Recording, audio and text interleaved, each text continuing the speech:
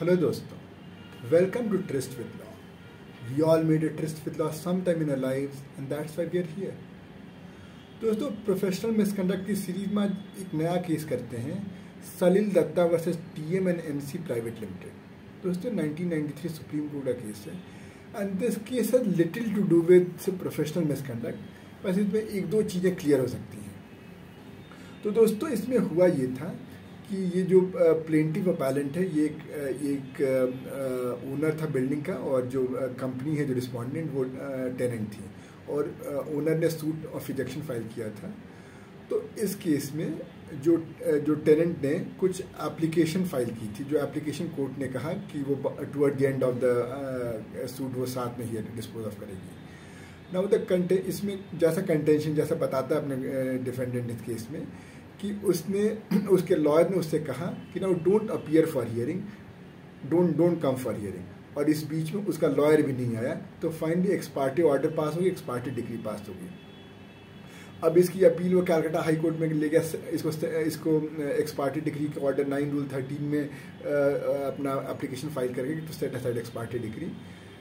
तो उसमें दोस्तों ये हुआ कि जब कलकत्ता हाई कोर्ट में मैटर जब चल रहा तो दे वर ऑल्सो इंक्लाइंड कि नहीं इसको डिसमिस करना चाहिए because this is not sufficient ground to set aside the decree. लेकिन उससे पहले एक सुप्रीम कोर्ट का एक जजमेंट उसने कोट किया, ऑल्दो ये this is not relevant for this case but this is also debatable कि अगर एक जजमेंट आ गया but just before the judgment is signed by the court, अगर कोई एक नया केस लेते हैं कि नहीं भाई ये सुप्रीम कोर्ट का केस था, आपने इसको ध्यान नहीं दिया था, तो उस केस में क्या वो जजमेंट चेंज हो सकता है। बिकॉज आर्गूमेंट हो सकता है एक बार आपने जजमेंट प्रोनाउंस कर देता तो आप फंक्शंस ऑफ इश्यू हो गए, बट दिन एक दूसरा आर्गूमेंट ये भी हो सकता है कि पर इंक्यूरियम कोई मतलब any ruling by high court in violation of supreme court के जजमेंट के वायलेशन में, तो वो तो नॉनेस्ट है, वो पर इंक्यूरियम है। तो कोई टेक्निकल फैलेसी और technical argument should not delay और deny justice, but this is not relevant for this professional misconduct के लिए। हम आगे बढ़ते हैं। तो अब ये मैटर सुप्रीम कोर्ट के पास आया, तो सुप्रीम कोर्ट ने कहा इसको डिस्टिंग्विश किया केस को। तो वो जो केस था राफिक वर्सेस मुंशी लाल जो सुप्रीम कोर्ट उसमें हुआ यूँ था दोस्तों कि उसमें सेकेंड अपील थी, और सेकेंड अपील में जनरली चूंकि सुप्रीम कोर्ट में जब भी मैटर जाता है तो उसमें फैक्ट फाइंडिंग नहीं होती है, वो जनरली क्वेश्चन ऑफ लॉ पे डिस्कशन होता है, तो पार्टी के आने की कोई ज़रूरत नहीं होती। तो उसमें अगर पार्टी एनीवे नहीं आएगी और एडवोकेट नहीं आया तब तो फिर ऑब्वियसली एक्स पार्टी वो चीज़ें अगर हो जाती हैं तो उस केस में तो कोर्ट ने यही कहा था कि जब सेकेंड अपील हुआ था और उसमें एडवोकेट नहीं आया और वो एक्स पार्टी डिग्री पास हो गई तो पार्टी सफ़र करेगी अगर वो सेट असाइड नहीं होगा। तो एडवोकेट चाहे वो डेलिबरेटली आया हो नहीं आया हो, लेकिन अगर हम if you don't set aside that degree तो उस केस में पार्टी सफ़र करेगी। तो इसलिए in this case the degree was set aside.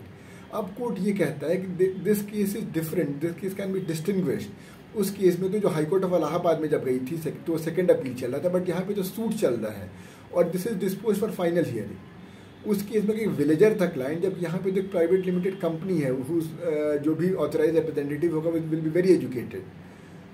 तीसरी बात कोर्ट ने ये कही कि यहाँ पर आप खुद एप्लीकेशन मूव किया and it was said it will be heard at the end of the while disposing of the suit, तो your own interest are attached to it, आपके अपने एप्लीकेशन यहाँ पे होंगे। तो इट इज़ लाइक कोर्ट ने argument appellant का माना कि इट इज़ लाइक आप डिलेइंग टैक्टिक्स बस करना चाहते थे और अब बस उसको हटाना चाहते हो। फाइनली कोर्ट ने ये भी इसमें ये देखा कि there was inconsistency in the submissions of the defendant और इसलिए it did not rely a lot on its version.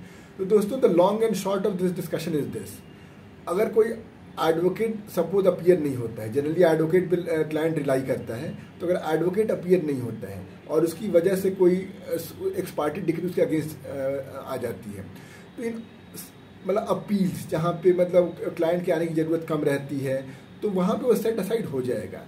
But in suit and specially where the client is well educated, अगर वहाँ पे ऐसी बातें होती हैं तो वहाँ पे नहीं होगा। मतलब this is no such hard and fast rule कि अगर एडवोकेट नहीं आया तो उसकी वजह से जो डिग्री अगर मेरे अगेंस्ट आई है तो वो सेट असाइड हो जाएगी। तो दोस्तों ये केस था और आई होप आपको केस समझ में आया होगा। This is not very relevant for professional misconduct but मालूम रहना चाहिए।